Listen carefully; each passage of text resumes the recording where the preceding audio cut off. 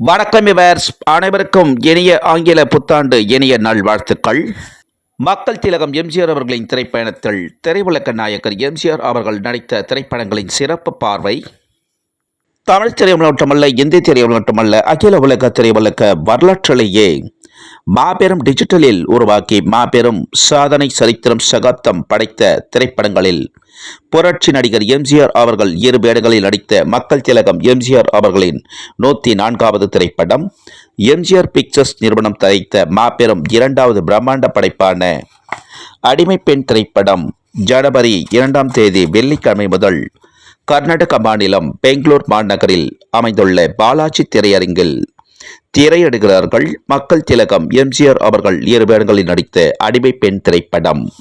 மக்கள் திலகம் திரைப்பயண பதிவுகளை லைக் பண்ணுங்க, ஷேர் பண்ணுங்க, கமெண்ட் பண்ணுங்க, சப்ஸ்கிரைப் பண்ணுங்க. மக்கள் திலகம் திரைப்பயண குழுவினர் சார்பாக அனைவருக்கும் இனிய புத்தாண்டு நல்வாழ்த்துக்கள்.